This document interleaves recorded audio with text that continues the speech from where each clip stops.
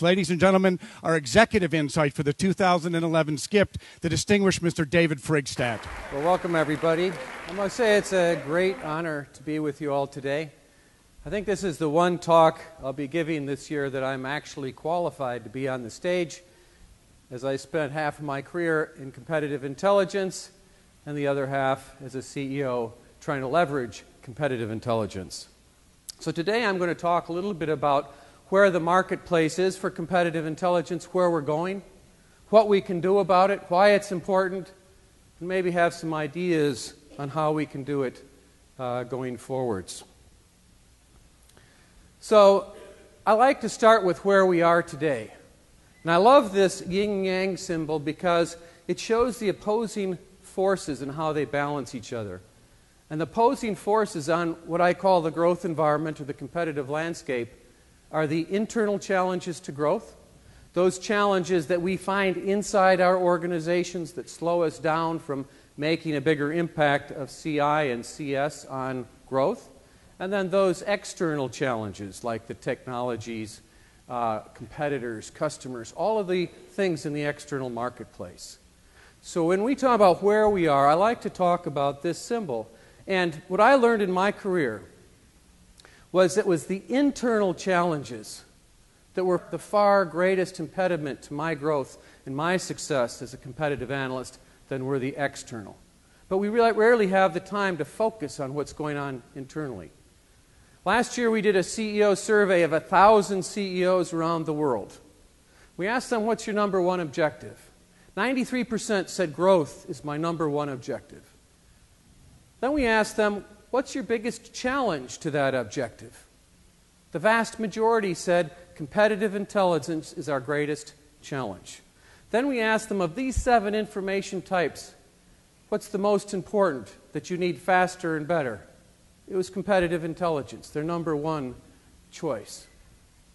Then we asked, when you have a growth strategy team or a business planning team, which executives of these 9 types of executive titles do you invite to that meeting? Very bottom of the list was competitive intelligence.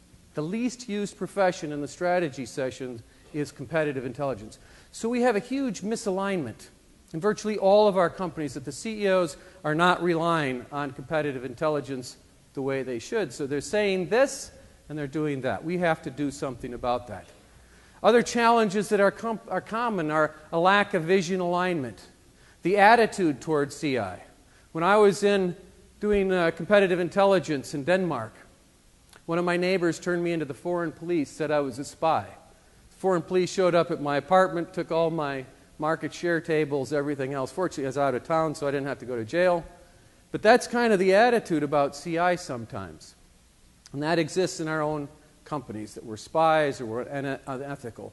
So these obstacles need to be overcome. One of the things that we talk about is the competitive bar going up and intensity going higher. A good friend of mine, John Hagel from Center of the Edge, has done research on return on assets. From 1965 till today, return on assets of the average global publicly held company has gone down 75 points. So today you're getting 25% of the margin on average that you used to get in 1965. So what we're seeing is the winners are getting an increasingly decreasing margin forwards. He also measures the topple rate. And the topple rate is the percentage of companies that lose their leadership position over a period of time. In the 1960s and 1970s, the topple rate was about 30%, which means of all the leading global companies, 30% of those brands and those product lines would lose their leadership positions. Today, that number is 60%. So if your company is in a leading position right now, there's a 60% chance you'll lose your leadership position in the next 10 years. That's a clear sign of competitive intensity getting tougher on the global economy.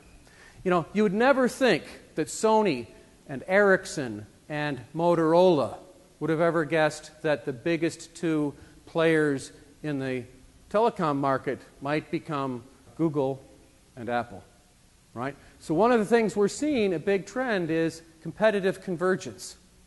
I'll talk a little bit more about that in another case history, where 40% of the value $100 million disappeared from Brule and Care because of competitive convergence, companies that we weren't even watching.